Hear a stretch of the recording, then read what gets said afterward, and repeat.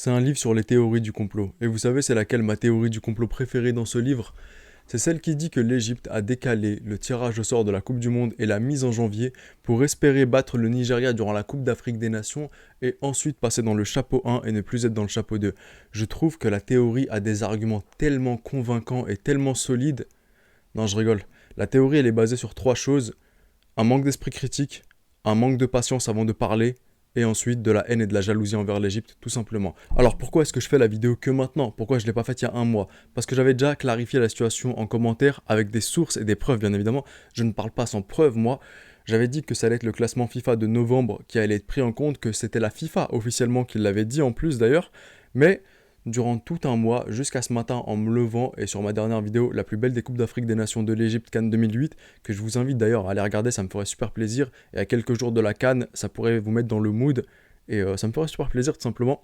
Bref, j'ai reçu des insultes sur mon pays, des insultes que je ne vais pas dire bien évidemment.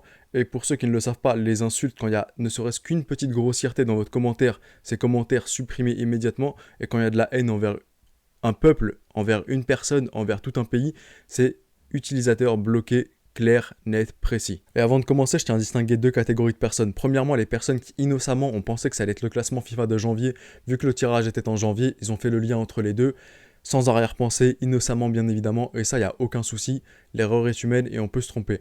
Deuxième catégorie de personnes, je vais me montrer bien plus arrogant et condescendant envers ces personnes-là, c'est les théoriciens du complot, c'est les complotistes, c'est ces personnes-là qui pensaient que l'Égypte a fait en sorte de décaler pour monter dans le chapeau 1, prendre la place du Nigeria, faire en sorte aussi de faire baisser l'Algérie, chambouler tout le classement, jouer un seul match au stade international du Caire en payant les arbitres pour être sûr d'être qualifié. Bref, beaucoup de théories, zéro preuve, que du blabla, comme on en a l'habitude bien évidemment, avec ces théoriciens du complot. Et vous savez, moi j'ai été à l'école, voilà, ça peut paraître, peut-être que voilà, c'est irréaliste, mais moi j'ai été à l'école. Et à l'école, on nous apprend à être instruit, à avoir un esprit critique, à ne pas parler avant d'avoir tous les éléments en compte. Mais vous savez, ce qui était fascinant à l'école, c'est qu'il y avait un truc qui se faisait souvent, c'est qu'on avait le contrôle et on avait le programme de révision. Le contrôle était reporté à dans 2 semaines, mais le prof nous disait, le programme de révision reste le même. Les plus subtils d'entre vous auront compris immédiatement la métaphore, et pour ceux qui n'ont pas compris, ce n'est pas grave, je vais vous expliquer. Le contrôle, c'est le tirage au sort, le programme de révision, c'est le classement FIFA. On décale le contrôle, on décale le tirage au sort, on garde le même programme de révision, on garde le même classement FIFA et celui de novembre. C'est pas venu à la tête de certaines personnes que ça pouvait se produire comme ça? Non? Bref, normal, c'est les théoriciens du complot et dès que ça touche l'Égypte, voilà, direct la magouille, direct les coulisses, je sais pas quoi. Bien évidemment, je ne parle pas sans preuve, moi. Je suis pas ce genre de personne. Il y a un adage très connu en droit qui dit: qui n'a pas de preuve n'a pas de droit. Qui n'a pas de preuve n'a pas le droit à la parole quand c'est des accusations surtout. Et moi j'ai des preuves, et bien évidemment je vais vous expliquer ma logique pour que, pourquoi pas, certaines personnes puissent en apprendre et savoir mieux faire une recherche, notamment les théoriciens du complot, même si eux ne veulent pas écouter et sont aveugles à tout.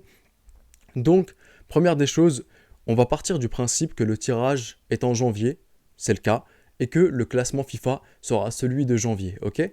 On regarde qui est impacté par le fait que le tirage soit en janvier.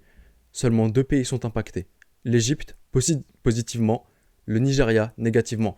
Pour tous ceux qui pensaient que l'Algérie allait être impactée, laissez-moi vous dire que vous êtes un peu paranoïaque et mathématiquement, ça a été démontré que l'Algérie ne pouvait descendre dans le chapeau 2 en janvier. Deuxième chose, c'est que l'Algérie jouait la Coupe arabe, elle avait une garantie de gagner 2 matchs, le Liban ainsi que le Soudan, donc l'Algérie n'était impactée en aucun cas négativement par le fait que le classement de janvier puisse être utilisé. Simple. Donc il n'y a que le Nigeria et l'Égypte qui sont impactés. Positivement, l'Égypte, il n'y a aucun intérêt de faire des recherches, ils sont impactés positivement, voilà, rien à dire. Le Nigeria, qui est impacté négativement, lui, c'est un peu plus intéressant. Si moi, simple moi, et vous, théoriciens du complot, vous avez pensé que voilà, il y avait une magouille en soum-soum de l'Égypte. Il y avait une magouille. Vous pensez pas que les journalistes du Nigeria, vous pensez pas que le président de la fédération nigérienne a pu penser cela? Vous pensez pas, non? Vous pensez pas que ça lui est venu à l'esprit, ces personnes-là qui sont peut-être bien plus brillantes que nous? Ça leur est venu à l'esprit. Et donc, je vais vous expliquer le raisonnement et je vais vous ramener les preuves pour appuyer tout ce que je suis en train de dire.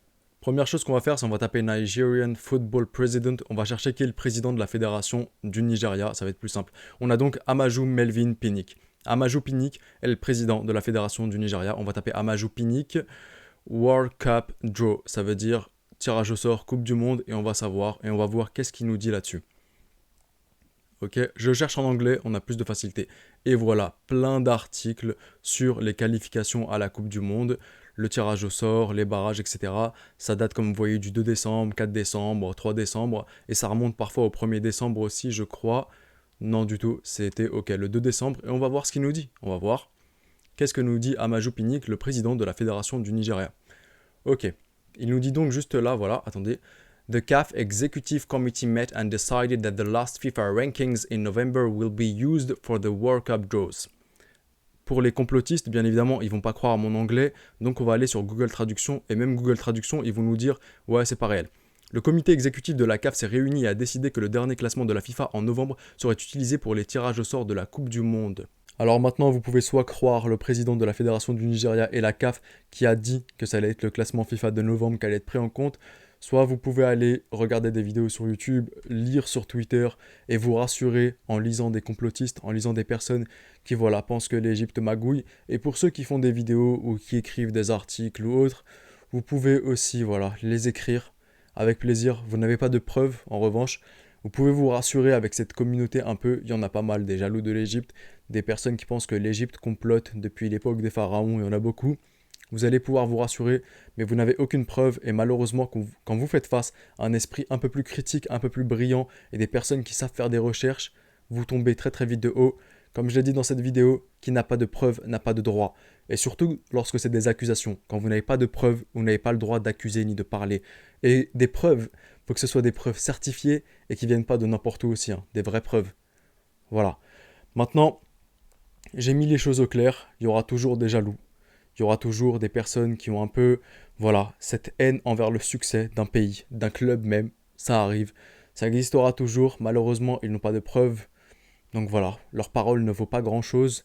Maintenant, moi, il faut que j'aille réviser. Même si mon contrôle a été reporté, je dois quand même aller réviser pour ceux qui ont un peu la ref. Et je vous dis... Arrivederci.